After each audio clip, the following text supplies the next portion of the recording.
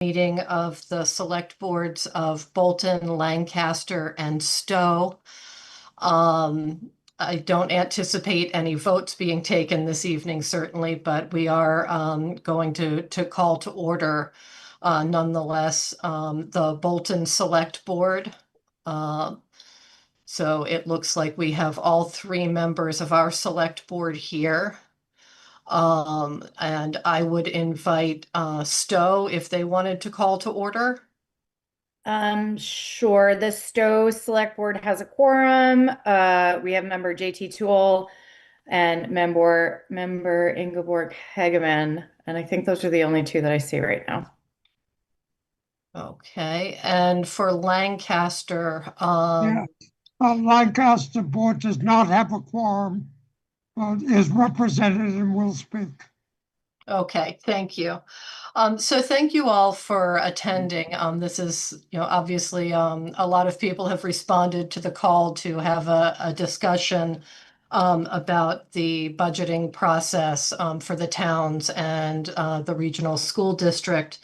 So I just wanted to take a minute for all of us to introduce ourselves, and we'll start with Bolton and then Lancaster and then Stow. As I said, I'm Kate Bayuk and I am the chair for Bolton. Hey everybody, I'm Brian Boyle. I'm also on the select board for the town of Bolton, and I'll pass it to Bill. Hello, I'm Bill Nichols on the select board for Bolton. Marie Guerriero, Town Administrator, Bolton. I'm Linda Hervison. I am the Minuteman School Committee rep.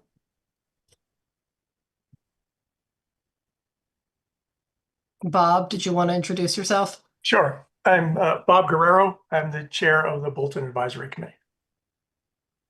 Okay. Lancaster? Yes, Dick Trussell, chair of the Finance Committee. And I'd like Roy Rizak to introduce himself. I'm Roy Rizak. I'm the vice chair of the Finance Committee in Lancaster. I'm Ralph Gifford. I'm a member on the Lancaster Select Board, and I'll pass it to Jason, who is our chair. Jason Allison, Lancaster Select Board. And John Woodsmall, Lancaster Town Administrator. Thank you. And Stow? Hi, I'm Megan Bertrick-Michael. I'm the chair of the Stow Select Board. I'm going to pass it to JT. I am JT Toole, member of the Select Board, and I also sit on the Capital Planning Committee. Well, I'm Ingeborg Hegeman, a member. I'm sorry?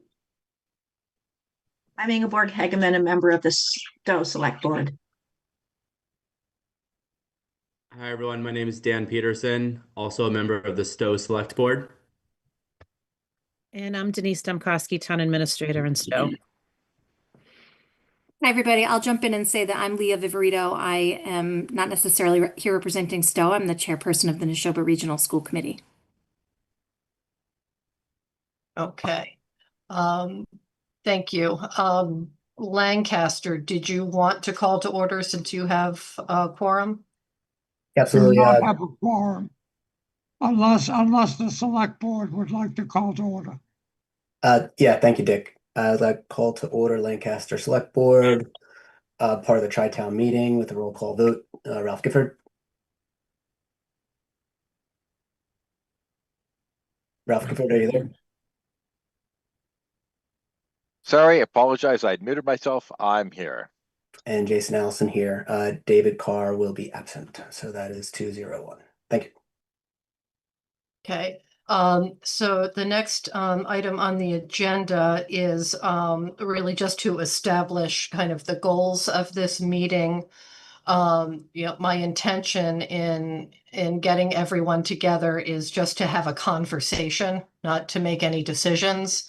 But one of the Bolton Select Board's goals for the year is to establish some revenue sharing principles with the school district.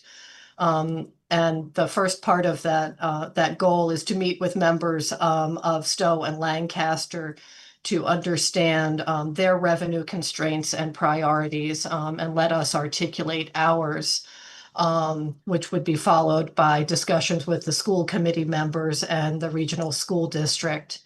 So that's the perspective that we're coming to this meeting with, is to have a discussion. And I'm happy to hear any other goals or thoughts that anyone else would like to take out of this meeting tonight.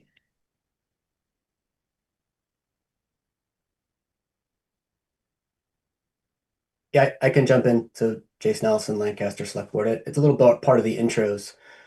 So what Lancaster suffers from is a lack of industrial commercial development. Probably every town suffers from that. We are about 90-ish% residential tax base, and about 68 cents of every one of our tax dollars is to go to our amazing schools.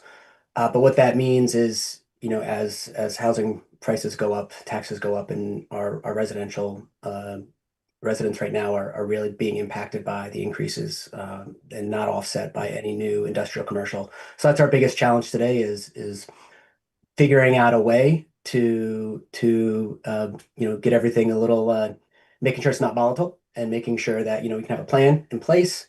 Lancaster did pass an override. We did pass the school, but we were about 55-45. So there's a considerable number of residents in Lancaster who are paying attention.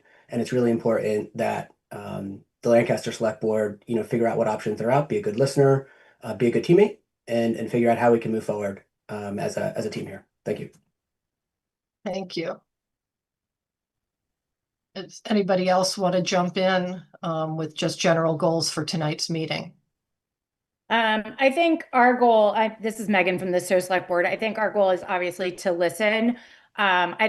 We also are primarily residential, have a residential tax base, sorry. So definitely we understand that kind of a challenge. I'm sorry? Oh.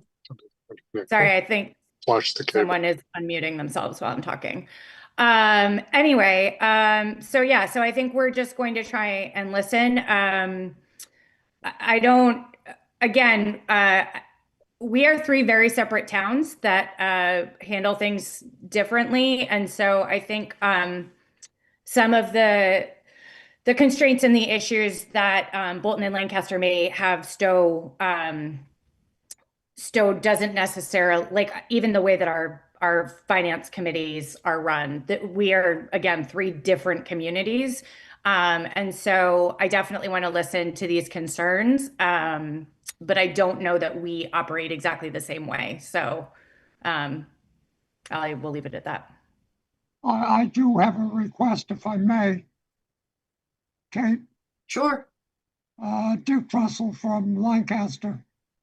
We would like Bolton and Stow and Lancaster to keep a record of the people moving into their new large housing projects so that we can project from town to town what will happen as these projects are filled. We need to know the age of the buyers or the renters. We need to know the number of children.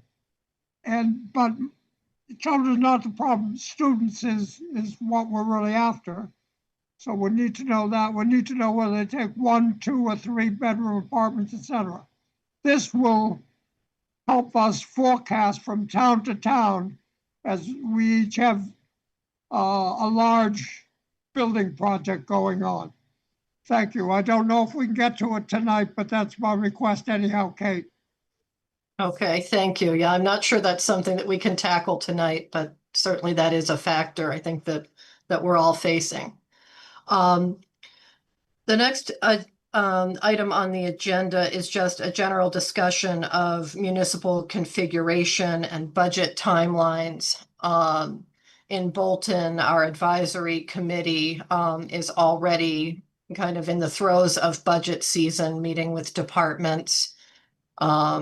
I believe that they have a first meeting with our school committee reps next week at their meeting, just to have a general discussion about where things are headed. And then they are formally on the advisory agenda at the beginning of March in our budgeting process. So that's just sort of where we are in terms of the school budget. We obviously all have not yet heard numbers from the district. If I understand correctly, they have their budgeting workshop on, I think, January 14th, so that's coming up pretty soon. Does anybody else have any other timelines that they're working with, or, timelines that they're expecting to need to meet before town meeting? Capital planning for Stow, we'll be having our first meeting this coming Thursday. We'll begin the process of reviewing all of the capital requests in conjunction with our town administrator, Denise. Well, and I can jump in as far as our budget process. It's a different process, as Megan alluded to in Stow. The Finance Committee in Stow is strictly a recommendation authority. It's my budget. It's my budget that goes to town meeting. I meet with the departments, and it's a very fluid process. I don't have numbers from the state. I don't have numbers from the school. We don't know our insurance numbers. So I'm actively working on it over the next few months as we whittle down what our revenue and our expenditures are looking like. But I don't have a set timeline. It remains a really fluid process and on the Stow side. Okay. Bob, did you want to jump in and say anything else on the advisory end for Bolton? So I'm sure I'm not getting it right. Sure. Yes. Again, Bob Guerriero. I'm the chair of the Bolton Advisory Committee. Our process is a little more structured and formal. The advisory committee meets weekly with each department and the town administrator, and we review all of the budget lines. And at the end of the day, we present a recommendation to the select board as well. But it's another set of eyes that looks in detail through the whole budget. And so between late December and end of March, we review the entire budget and capital items. And then, that gets rolled up into the warrant in preparation for annual town meeting. Okay. Anyone else have anything on that? The next item is just a very high level fiscal outlook for fiscal year 2027. From the Bolton perspective, everybody probably knows that we just successfully passed an override of $1.9 million in May of this year. And that override, together with the costs from the borrowing from the high school, have just resulted in an average tax increase to Bolton taxpayers of north of $2,000 a year. So right now with the override money, we are in an okay position, but we are very concerned about the outlook for the future because there's just so much uncertainty from the federal level, from the state level with inflationary pressures. So we, I think, are very, very guarded about what the next few years look like, hence our interest in having a conversation with everybody here about, how to approach the school budget, which for us, is about 67% of our budget is related to schools, and slightly over 60% of it is Neshoba Regional School District. So that's where we are right now. Lancaster?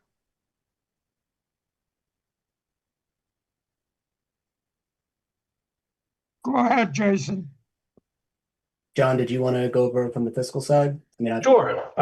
So just in terms of generalities, we're in the middle of the budget preparation process right now. We'll be submitting a budget to the Select Board and Finance Committee end of January, beginning of February. The same pressures that everybody else is facing in terms of increased costs for healthcare, I think healthcare is really one of the biggest drivers of everybody's budget right now. And it's a big unknown. We're waiting for the estimates to come out middle of this month, end of this month, and just trying to balance everything in terms of the services that we're hearing from people want. We did have an override about 2 years ago, I believe. It was before my time here. And I don't fully know our situation right now, but there's just a lot of pressures that we're seeing on all the fronts.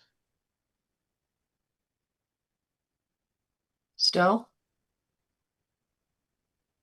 Yeah, I mean, our situation's not unlike the other two towns. Health insurance is definitely the wild card for us this year.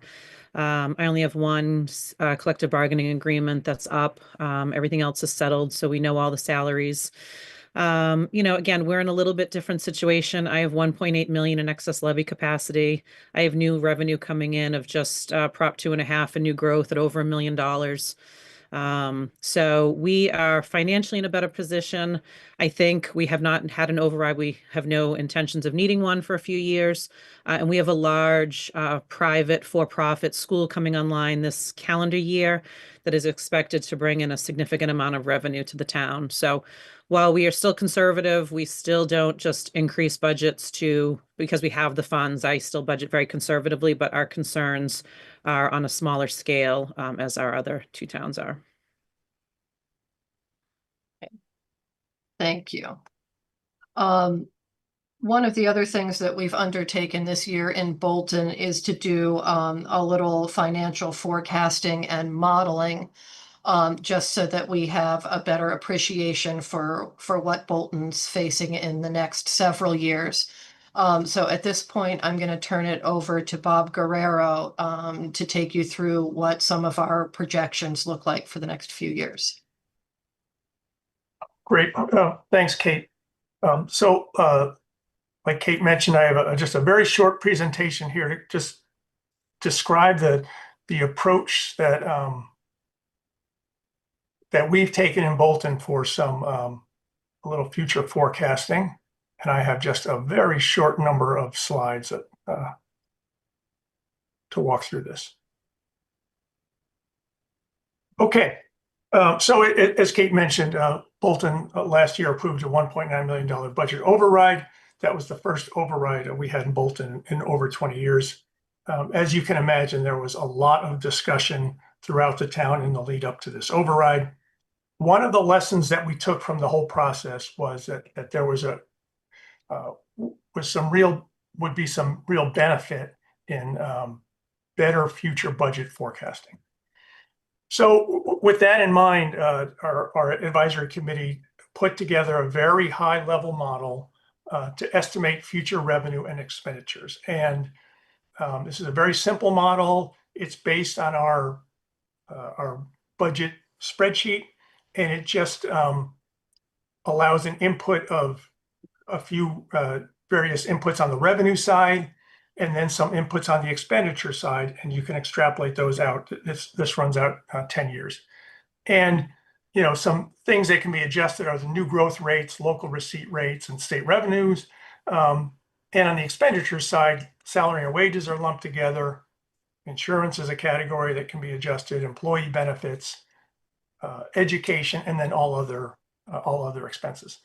And in this model, we capture three different sets of inflation rates, like a low inflation, a moderate inflation, and a high inflation, just to give a sense of what the projections are in the future. There's no expectation that anyone can see any of these numbers. I'll have more details in a second. And I say this is a very simple model because it assumes that, if you set a rate, that rate stays the same for the entire duration that you run the model out, which is, obviously an oversimplification. And in reality, things would be much more dynamic, but it's just one way to sort of get a sense of what some of the drivers are and how sustainable or unsustainable things might get out in the future. Okay, So that being said, here are some results, and these are just 5-year projections because again, the further out you get, I think the less reliable the numbers become. So we've settled on a 5-year projection, and you can see the inputs on the left. Those are the values that we put in on the revenue side and the values that we put in on the expenditure side. And what we've captured in the chart in the center is what's the cumulative difference between revenue and expenses after 5 years for each year, going out 5 years. And so if the low inflation model rates are correct, you see that that's sustainable at least 5 years. And in fact, the cumulative difference is growing. So we're accruing a surplus. The moderate inflation case is okay for a few years and then it goes negative, and the high inflation case is bad news right out of the gate. So from our perspective, maintaining growth rates as close to those low inflation values as possible is really necessary for us to maintain a sustained solid fiscal health. So we then looked at, well, what if we can't get the numbers close to that low inflation model? As things vary, what are the significant drivers? So in this chart, there's a baseline case. This is that low inflation model. So it's a baseline case where after 5 years, we have roughly $2 million excess. And then we varied everything except education plus or minus 1%. And that's the bar in the center. And you can see there's a range of values. And then the bar on the right, we kept everything constant except education. And so you can see again on the left, this is the baseline case. If the low inflation numbers are correct, after 5 years, we have a surplus. If our expenses are 1% less than that low inflation case, then we're in pretty good shape. We, after 5 years, have more than $3 million in excess. If our expenses are about 1% higher than what we had in our low inflation model, then we're still positive, but not by much. The bar on the right says that everything is constant except education. And here we see that if we misjudge education, if it's 1% less than our low inflation case, which would put it at 2% growth, then we're in great shape. If education is 1% worse than that low inflation model, so the growth is at 4%, we are very negative after 5 years. So the upshot of all this is that as we look out in the future, our future impacts to our operating budget are twice as sensitive to variations in our education expenses as all other expenses combined. Of course, that shouldn't be a surprise. It's not a surprise because the education expenses make up 2/3 of the budget. So naturally, they would have twice the impact of everything else in the budget. So the takeaway for us here is that maintaining the education operating assessment as close to that 3% target as possible is really critical for us. And so in the Bolton case, this is what that would look like. Last year, we had an operating expense assessment, and I focused on the Neshoba Regional School District here because it's more than 90% of our total education expenses. So our assessment last year was right at 19 million. A 3% increase for FY27 would look like about 19.6 million. But that's just the Bolton share. Obviously, there are 2 other towns. Our share happened to be 33% last year. So if you extrapolate that to the full total assessment target on the operating side only, comes in at about 59 million. So one potential approach is to come up with a desired not to exceed number and present that to the school district as a target. Keeps all of us out of any of the details of how the school budgets get worked out, but it gives them a target number to stay within. And finally, this is my last slide. This just shows you what this looked like last year. So the operating budget for Neshoba Regional School District last year was about 70 million. This was from the March presentation to the towns. It may have changed a little bit in the last couple of months. But anyway, it was 70 million. And you can see the operating budget assessments for the 3 towns that totaled about 56 million. The difference between the operating budget and those operating assessments was Chapter 70 funds and some fees and those sorts of things. But anyway, this is the number we're talking about when I say that a target not to exceed assessment number. It's targeting what last year was this $56 million number. And, you know, our suggestion for FY27 would be about 59.3 million. Okay. That was all I had slide-wise. Thank you, Bob. Back to you. If there are questions, I'd be happy to answer. Yeah. Does anybody have any questions for Bob in terms of the process that we went through with that?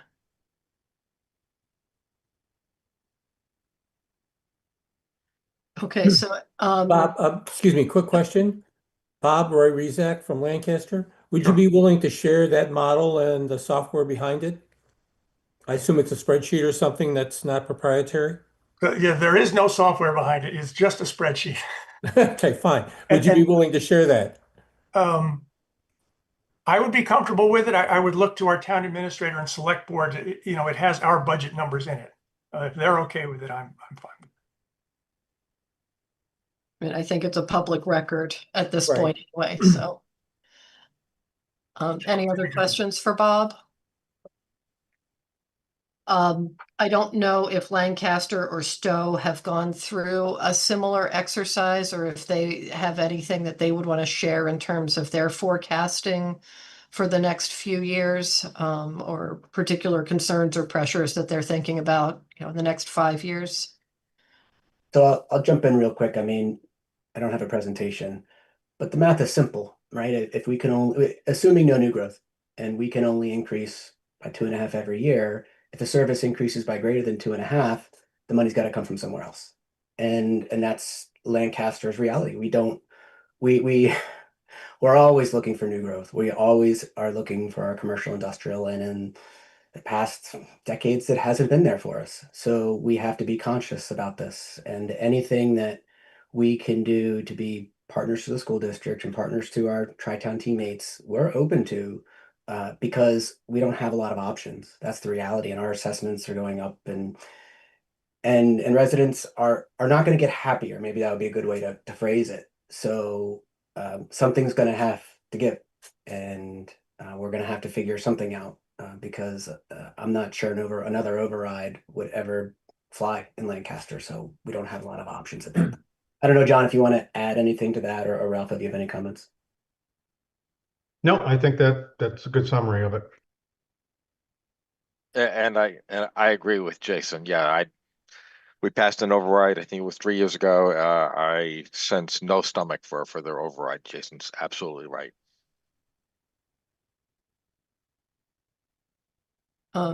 Stowe, do you have anything for? I know we sort of heard a little bit about, you know, from Denise. Do you have anything further to add on that? No, I don't. If anyone else on my side does, feel free. No. Okay. So the next agenda item is common challenges and differing perceptions. And one thing that I think is common to all of us who have showed up for this meeting is the serious nature of how all of the towns need to approach the finances, their own finances, as well as being sensitive to issues impacting the school district and their finances. I mean, we are all, you know, the select boards and the school committee members, we're all elected officials. We all have jobs that we need to be doing. And one of my goals, at least, is that even though there is a natural tension between the jobs that we need to do, I think that we can be cooperative in working towards the goals that we all share of running our towns and our schools successfully. And I think that opening this dialogue is a good way for all of us to at least be on the same page as to what's going on in our member towns. I did have a very helpful conversation with Leah last week, that, I think, really, we're all on the same page about trying to get this important work done, but there are natural tensions that we need to address and figure out how to meet all of the needs of our different constituencies. And speaking for myself only, I'm frankly surprised there wasn't already a procedure like this in place where all of the towns were talking to each other and talking with the school committees as we go through the budgeting process. I feel like it was sort of a lot of the towns reacting to the school committee. I don't think the school committee necessarily knew what financial pressures each of the towns are facing. So I'm really hopeful that by being a little bit more open and transparent about these things, that we can get to a better outcome. Like Lancaster, we did our override, but I would not want to go back to the good taxpayers of Bolton and ask for another one. This is something that we need to figure out how to work out together, while still achieving all of our goals. I don't know if anybody else has any other common challenges or differing perceptions that they'd like to share, or other goals where you think that we've got common ground that we can work on. Yeah. Kate, this is Megan from the Stow Select Board. I agree that it needs to be a cooperative process, and I'm really glad to hear that you had a conversation with Leah. It was very important to me that the school committee be involved in any kind of a discussion that the select boards were having, especially since we are both duly elected officials. And so I did not want our select boards to be in a position where we are telling the school committee what to do as far as putting their budget together. I think it's important for them to understand the financial constraints that our separate towns have. But I do worry, and I did worry, and I expressed those concerns to you as well, as to what our role is as select board members versus what the school committee members are. So I'm glad that Leah is here tonight. We will certainly be having a meeting within our own town with our school committee reps as the budget process goes forward, to make sure that everybody is kind of on the same page. I assume, again, because we're three separate towns, that Bolton and Lancaster will be doing the same thing as well. The Tri-Town meeting, Kate, just for history, the last time we had it was during COVID. I was the chair then. And quite frankly, and candidly, it was a hot mess of a meeting. It is very difficult because we do operate in three different ways to get the three towns to really kind of understand where everybody's perceptions and issues are coming from. So I'm really glad to see all of these faces who can speak to that tonight on this.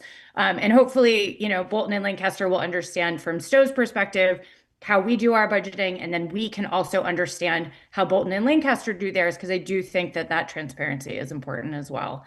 And that is all I have to say. Anyone else?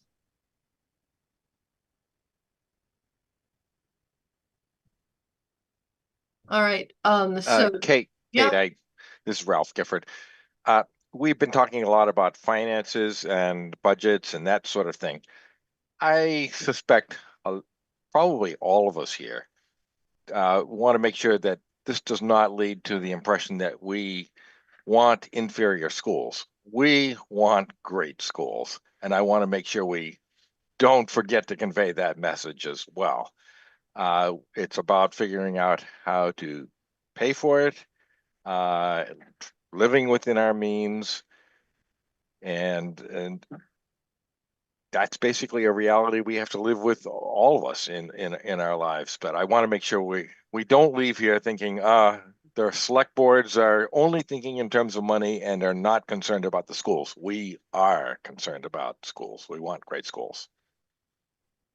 No, I think that's a valid point, and I think we all agree. I mean, I think a lot of us moved to our towns because of the school systems and have enjoyed the benefits of them for our kids. I will just say from my own perspective, being on the select board, that I have to balance that concern about the schools with making sure that there are roads for school buses to drive on and police services for all of our constituents and fire services and libraries. So this is the natural tension that I was talking about between the select board and the school committee, you know? And I mean, the long and the short of it, honestly, is every dollar that the school committee gets to run the schools means they're doing a great job. And every dollar that we get as from our taxpayers, we have to balance between the school and the rest of the needs of the town. So there's tension there that we all need to acknowledge in terms of being able to successfully run both the town and the schools. Well stated. And I especially appreciated your mention about the roads, fire, police, et cetera. Yeah, we have a lot of things that we need to do, limited funds. Yeah, Kate, I'll just add a little bit here. I was at the last Tri-Town meeting and it was painful, but I do believe it was necessary. And I'm really grateful that we've started them back up. I know that Lancaster's been asking for them and there hasn't been an appetite for them. I don't remember the last time that I asked for one. It's been years, but there hasn't been one. So I just want to applaud you for putting this back together because Lancaster needs it. Lancaster needs this conversation. Lancaster can't afford to not have this conversation. It's not what our residents want. And talking about roles, I mean, all of our budgets go to town meeting. The select board doesn't vote and approve a budget, right? So thinking about the select board's roles is going to be to advise residents on, do we think this budget and the school budget portion of it is good or bad for Lancaster? And there is a line, I don't know exactly where it is, but there is a line where the budget is not good for Lancaster. And I'm sure for all of your towns. So, to the Lancaster Finance Committee, the school committee, we all need to work together to figure it out because 2.5 is what we get to raise every year unless we get new growth. So it's pretty basic. And I'm just, Kate, again, I'm grateful that you've started these back up. Thank you. Anyone else? Kate, I wondered if I could ask a quick question. Sure. Hi, everybody. Leah Viverito again from the school committee. I watched the presentation to your select board a little while ago that was given from the advisory committee on the future forecast. And I watched it again tonight. And I'm just trying to make sure that without any deliberation, I'm just trying to ask, I have 2 clarifying questions about the materials that I wonder if I could ask them. Yeah, go ahead and ask. I don't know that I'll be able to answer them, or maybe Bob will. Give it a shot. Okay, great. Awesome. So without the group's benefit of having the presentation up, and you don't need to bring it up, I think I saw in the revenue box that you're saying that you're predicting that local receipts will be at 2% next year. A 2% increase. Let me check. And forgive yes. my novice. Nope, that's right. That's what we plugged into our model. Isn't it normally 2.5? Or am I messing that up? The max. Well, Can we increase that 2.5? So this is not the levy increase. This is just local receipts. Oh, okay. So you're saying that excise meals, excise taxes, those sorts of things. And property tax increase? No, so I mean that is built into that's the Prop 2.5 increase. That's all just built in. But you're taking that Prop 2.5 increase into account when you build out all of these models? Oh, absolutely. Yes. Okay, thank you. And then new growth at 0 for Bolton, is that because there's no new homes? I don't know Bolton's market very well. Yes. So no, that's a great question, and it requires a little bit of explanation. So the growth rate was set at 0 because we in Bolton have consistently had just a flat new growth of roughly 200,000 per year. And so in the model that we didn't project that to change dramatically, with the exception of we built in a slight bump up for the new housing development, the Alta Neshoba development that we'll see in the next year or two. Okay. And then I think that my last question, and I don't mean for this to be probing because I know that we don't have a quorum present, but we have a few members here. And I just I'll ask this question at our school committee meeting too and bring it up. But I just wonder if maybe all the boards want to weigh in on this, or because I think that this is something that we're kind of dancing around and it really does need to be stated plainly. I'm noticing that you're projecting your town spending, and this is just for Bolton, not the other two towns per se, but you're projecting your spending is going to increase 3% for salaries, 6% for insurance, and 10% for benefits. But the school district combined can only increase 3%, including insurance and benefits. So yes, so those are the projections built into the model. Again, it's a future forecast. There are a lot of uncertainties. And so we picked something that we thought was a reasonable estimate, given where things have been historically. But I think that my question is this, and this is just where I'm stuck. And maybe you guys can clarify, and then we can talk about it later, perhaps. But you're saying that your benefits and your insurance are going to increase by average of like 7.58%. But the school district's insurance and benefits, therefore, will probably increase by the same amount. I mean, maybe more like they did last year. So the piece that we could control is the salary, relatively speaking. And so that would then, are you saying that that would then put us in a situation where the salaries are maybe at 0%? No. It depends on, like, in Bolton, I don't know what the school district's budget is, but in Bolton, even though the rate of increase is large for those, the impact to our budget is not enormous because it's a very small fraction of the budget.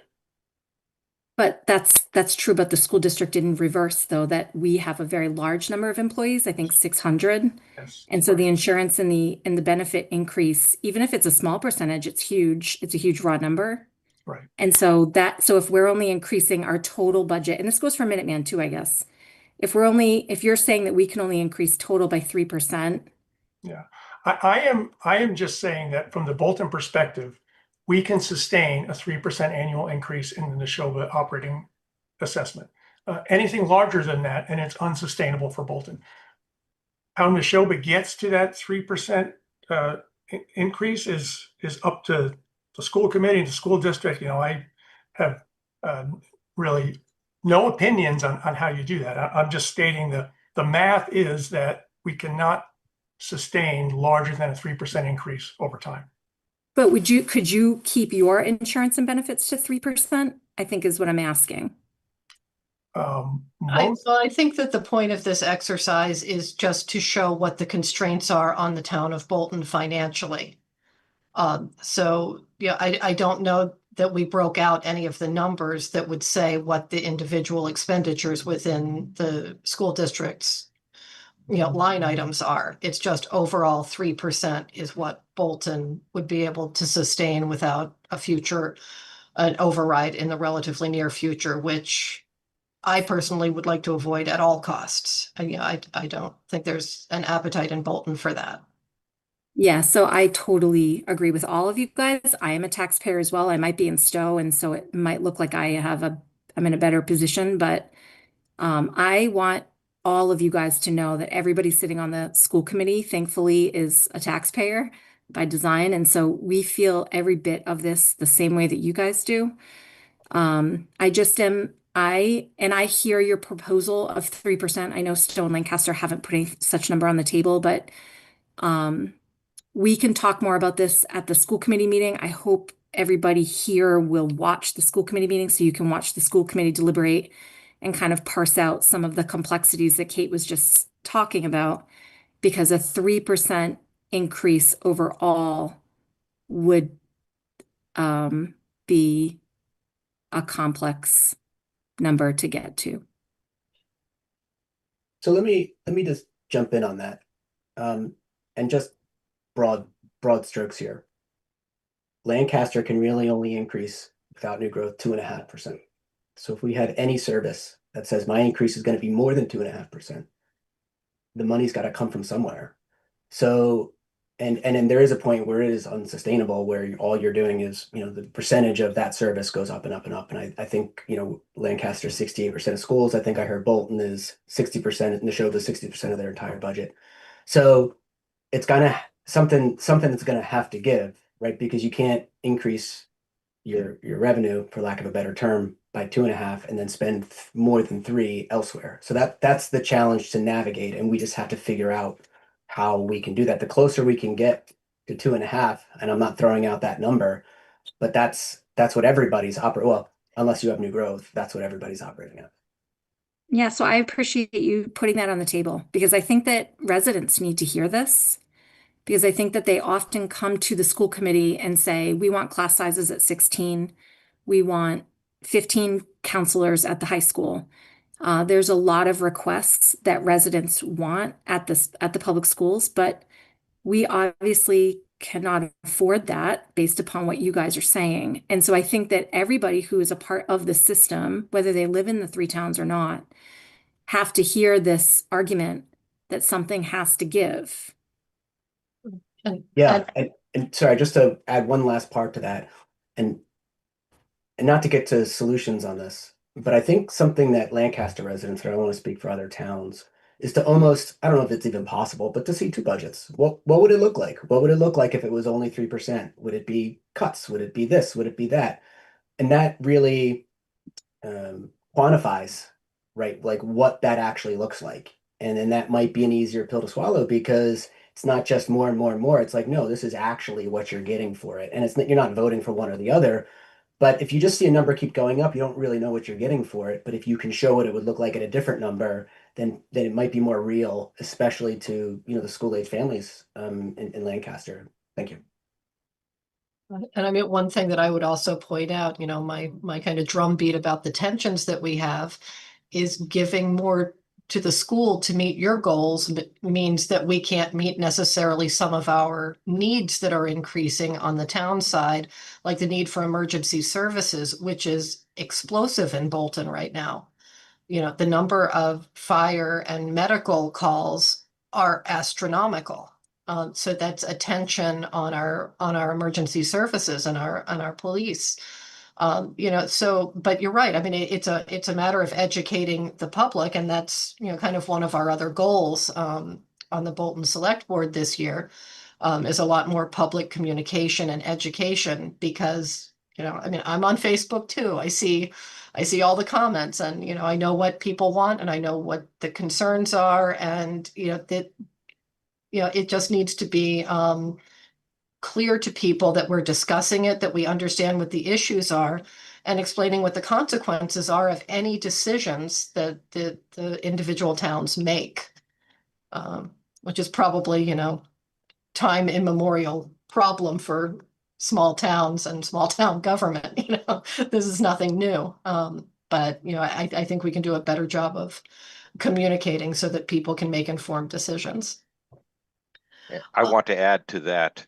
The state has rightly set affordable housing goals. We need more affordable housing. And the only way we're going to meet the affordable housing goals is to build more housing. That's likely to increase bring in more students for the schools and increase our school costs. So to offset all of that, I think we're going to need more help from the state. I know last year at Connect 351, the state said they realized that they were falling behind or that their funding of their Chapter 70 funding is what I mean to say, was not keeping up with demand. And it was creating more and more problems. We need more funding from the state. We're going to need the state, I think, to help step up. If they want us to meet the affordable housing goals, that's going to break the system in a sense, potentially break the system if we can't get relief elsewhere.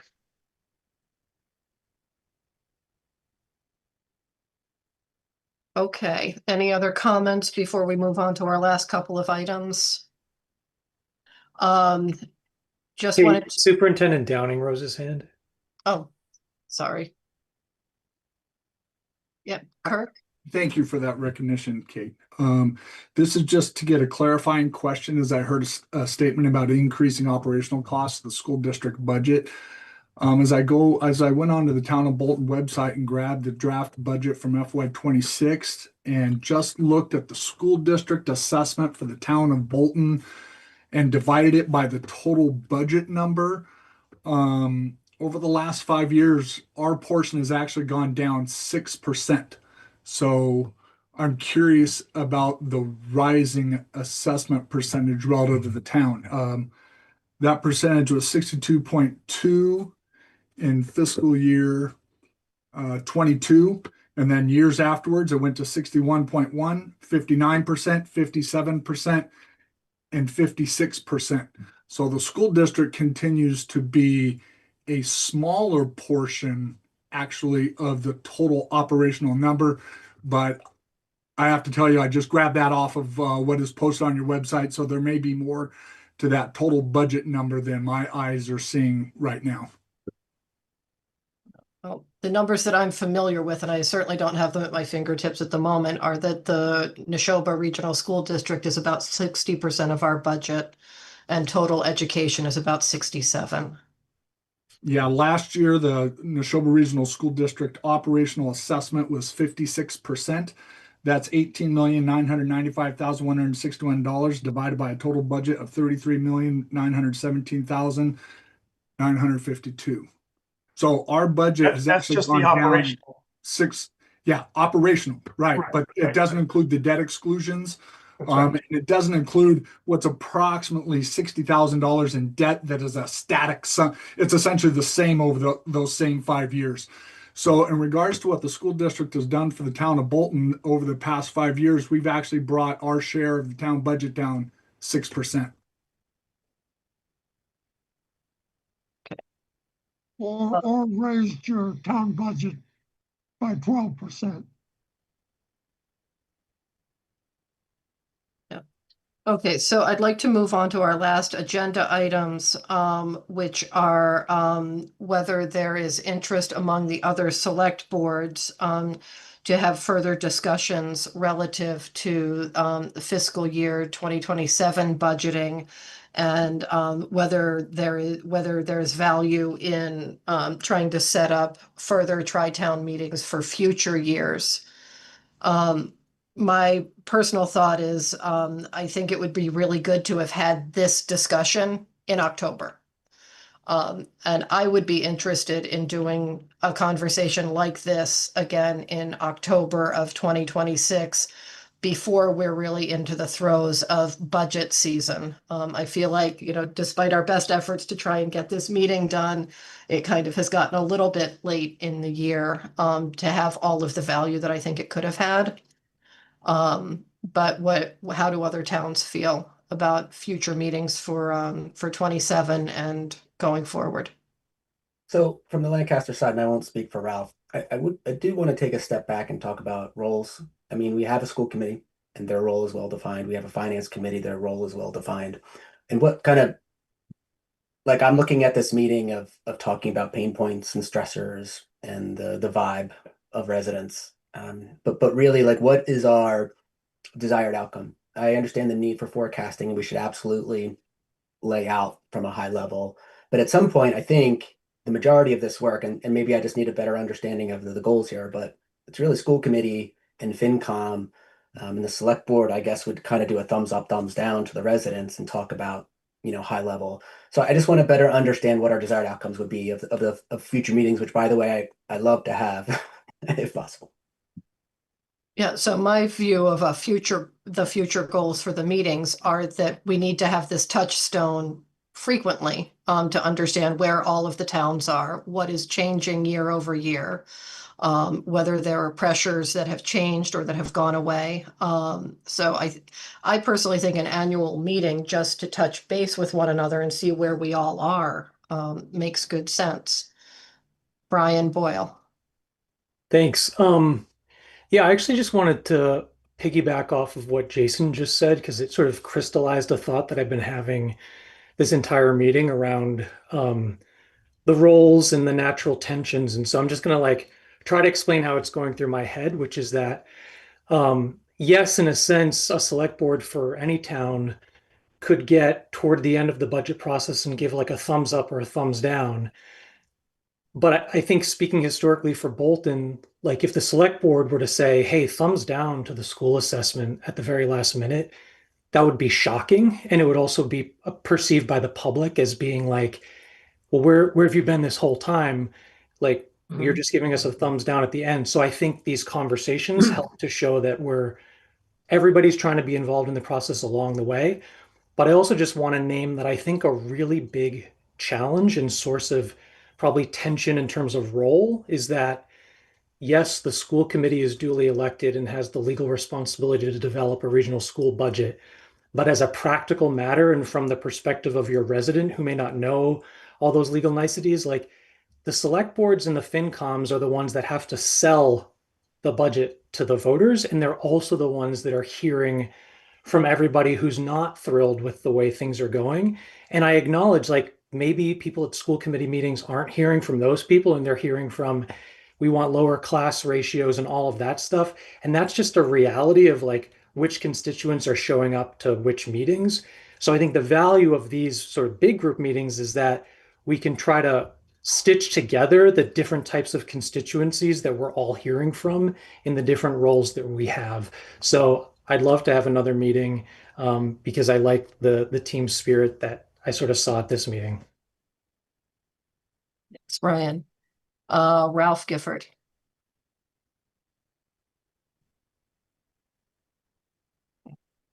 Looks like he took his hand down. Hi, I'm sorry, I here. forgot to unmute. Thank you. I was talking and I forgot to unmute first.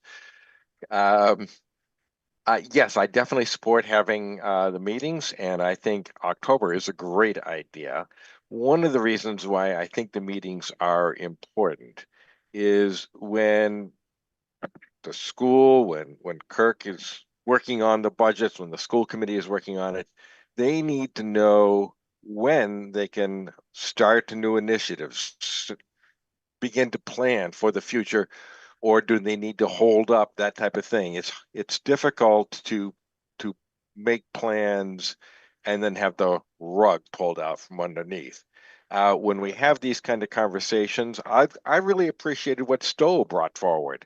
The TA from Stow. They're in a different situation than we are. But let's say that 2 years from now, Lancaster were able to come back and say, we've had some great developments here. We're in a better position. If you have some initiatives that you want to really tackle, now is the time to do it. This is the kind of communication that could be helpful and help everybody do the best job that they can to live within the constraints that we have. Thanks. Megan. Thanks, Kate. So from my particular perspective, I absolutely think that this meeting is helpful.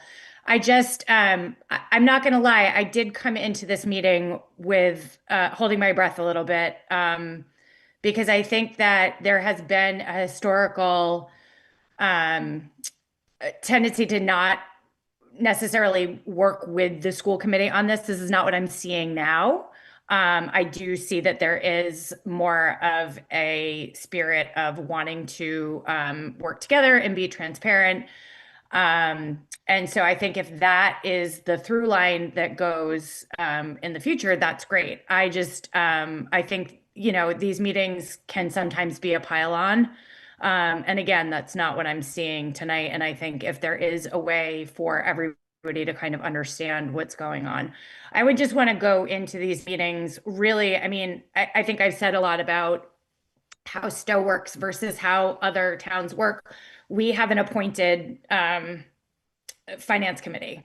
And Denise, our town administrator, is the one who puts the budget together with all of the input from department heads and is very conservative about it. We definitely see the budget and we answer questions about it. She gives a great presentation every year. So I just would want to make sure that moving forward with this meeting is from Stow's perspective, just that we are able to give the same amount of information. I don't know that in October, Denise is going to have numbers because that is not how she plans the budget. And so we can certainly have a recap to our, past fiscal year between now and October, but I don't know that and Denise can certainly speak to this, I don't think that Stow would be in a position to be giving kind of any forecasting information at that point in time, but I would leave that to Denise or Brian Patuto, who is our finance committee chair, who has raised his hand. Yep, Brian. So I will jump in on this because the finance committee in Stow rarely meets in October, November, December. The most active portion of our year is after Denise has already begun the budget process. So we would essentially at that point be forced into a position of just spectators, which I'm not opposed to that. And I think I would be happy to be a participant in that regard. But the challenge there really is the incompleteness of the information that I, as a FinCom chair, and the other members of my committee would have in that room at that time. That said, I still think it's a good idea. I think one of the most important things about that would be making sure that the availability of the members of the school board for all of the towns are available to be there. Because ultimately, I don't sell anything. Denise comes to us with a budget. We dig through it line by line, and we make a recommendation on what we think is a reasonable recommendation to the town. The only people who have any control over that, what we make as a recommendation is, or the information we recommend, is Denise and the school board. So if they're not in that room with us, we can do nothing. Okay, so it sounds like this is something that we should circle back to next fall and sort of see what timing makes good sense for everybody. And the last thing, and I was going to invite the school committee reps to sort of chime in, but I feel like we've done that a little bit throughout. As I mentioned, we're starting some of our meetings with our school committee reps. Finance committee meets with them. Advisory committee meets with them next week to have a preliminary discussion. So I don't know if any of the school reps want to add anything else in at this point. Amy? Yeah, I just want to thank you for organizing this. I'm always in favor of opening up lines of communication between the towns, the school committee around our budget, the school district's budget. I would just echo what I've heard a few members of the town select board say, in that if you truly want a future meeting to have the greatest impact, then I think it does need to include school committee members so that the message you're trying to get out there gets to the people who have the vote on the school district's budget. And I think that in the past, that's been one of the tensions with holding this meeting, is that it has appeared to be a meeting planned kind of It's wrapping up. Sorry, it's been something that's been planned without the knowledge of the school committee, and then we kind of find out about it secondhand. So I think that in order to make the school committee feel more involved in that process and partners in a collaborative environment, pulling them into this meeting, in my view, makes a lot of sense. Otherwise, it just seems as if there's a little bit of a power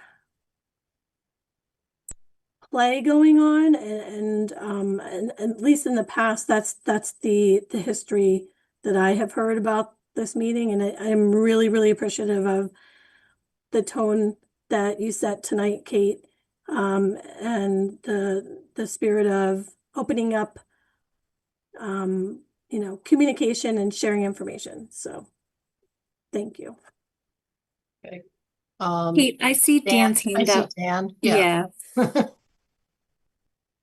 Just a point I wanted to make before we wrap up. So I'd be remiss if I didn't say this. And I'm speaking in this respect as both an educator and in a different school district and someone whose child's going to go to Neshoba High School someday.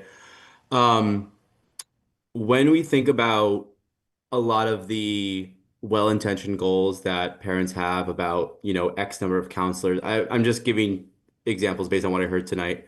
X number of counselors, school size of this. Anecdotally, I feel often that school committees receive their information from superintendents who receive their information from the principals. And though there might be a leadership team at a respective school, a lot of the concerns that teachers have about I'm hearing parents say we want average class size of 16, but teachers might be like, well, that might not be, although that's ambitious, I can teach effectively with a class size of 19 or 20, or even like small things like that, or, our dollars best spent if we increase and add another counselor, just to give examples. I just feel sometimes that perspective, because the teachers are, they're in there, they're white knuckling it, they're getting through. But sometimes that, and I'm not saying that this school committee or any school committee is leaving those perspectives out or not hearing them. I can't speak, Leah and other committee members, about your experience in that regard of hearing or not hearing from teachers, but I just have found that to be the case, that's sometimes a voice that's not trickled down to the school committee. That would be valuable. Hey, I would like to weigh in one more time in something that I told you already, but I'd like to share it with all the policymakers here. I think it's important to note that although I live in Stow and I'm elected by Stow people, every time I vote on the Neshoba Regional School Committee, I'm voting for Neshoba. I'm not voting for Stow. And so to Amy's point, I think it's really important that you see us as a municipal entity that is whole and not necessarily representative simply of our towns, although being fiscally responsible for our towns is part of the job. But what I would say is, if as a Stow resident, I do something that hurts Lancaster, that hurts Stow. And that we are all, I'd like to think of us as three sisters or three brothers, depending on the day. And we are inextricably linked. And the success of Lancaster is the success of Stow, no matter what our bank accounts say. And that when you seek the feedback or want to provide messaging to the school committee, think of us as one entity, because I vote for Lancaster as much as I vote for Stow or Bolton. And what is good for you all is good for all of us. And so I just wanted to make sure that you all know that, and that all of the public knows that I'm not here just to, root for Stow and get what's best for Stow, because the way that Kirk leads this district, I'm very proud to say, is as one single entity, and he wants to make the experience equitable across the three towns, which is this really ambitious goal that he's achieving. So I would just say, like Amy, don't leave us out. We are part of this conversation, and we want to be your partner, and we don't want you to see us as adversaries because we're gobbling up a lot of the dollars.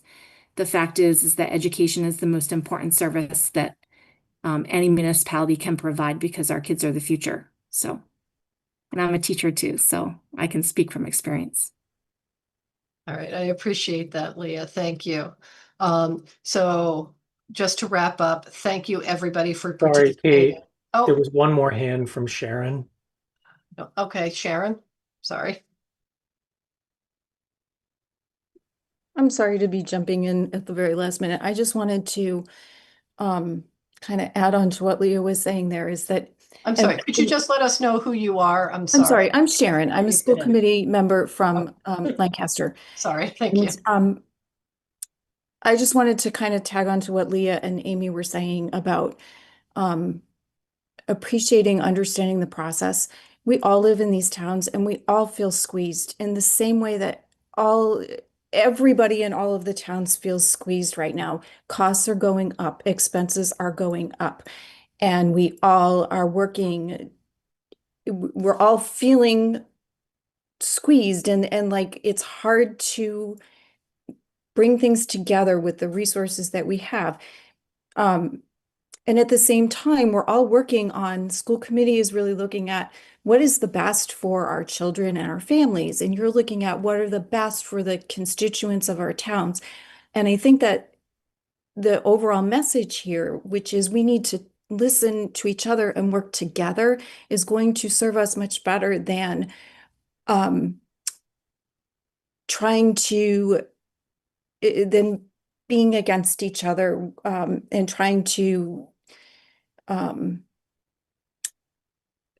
set limits or I'm not quite sure, I lost my thought there, but I kind of think that this is it's a systemic issue, right? It's an issue that's bigger than any of our towns and any of our committees. This is a systemic issue where costs are going up and up and up, and revenue is not matching that. So the more we can team together, the more effective we can be in supporting each other. And I appreciate that opportunity to work towards that. And just to wrap up on a sort of kumbaya note, one thing I think we can all do, and one thing that the Bolton Select Board did at our last meeting was sent a letter to our state representative and state senator to encourage them to release more funds to the towns. I know the school committee has its, the school district and superintendents have their own, efforts for lobbying for additional Chapter 70 money. So that one thing that we can all do is ask our state representatives to release more funding so that we can meet the needs of our different constituents. Kirk, just very briefly before we wrap up. Yeah, it's just a brief little announcement for everybody in the room today. As we know, the development process, Kate, you just alluded to it. We learned today the governor's budget will be coming out on Monday, the 26th, I believe, which means because a press conference, I think, is scheduled for the 27th, Denise, or something like that. We got something today. So I should be getting my numbers Friday, the 23rd is what we're anticipating. So as a result, just want to level set expectations for everybody in the room. When we present our budget to the budget workshop this Wednesday, we are only going to be presenting the supply side, meaning the cost to run the district. So we won't be doing assessment projections or anything like that in this first round. That has caused some anxiety because the first round always looks double digits because we don't have all of our variables in yet. So we're not gonna do that in this first run of the budget, but as that information comes in, we will be putting out the assessment projections. Okay. Well, thank you everybody for participating and attending. And I look forward to seeing all of you again as we work cooperatively to try and resolve these challenges that are not going to go away. They are only going to continue. So the more we work together, the better off I think we all are. So I would entertain a motion for the Bolton Select Board to adjourn. So moved. Second. Roll call. Brian? Yes. Bill? Yes. And I am also a yes. Stow? I would take a motion to adjourn Stowe Select Board? So moved. Roll call, JT, Yes. Ingeborg, Yes. Dan, Yes. and the chair votes aye. We are adjourned. Ralph, motion to adjourn. So move. Ralph Gifford, how do you vote? Aye. And Jason, aye. 2-0-1. Dave abstaining. Good night, everybody. Good night, everyone.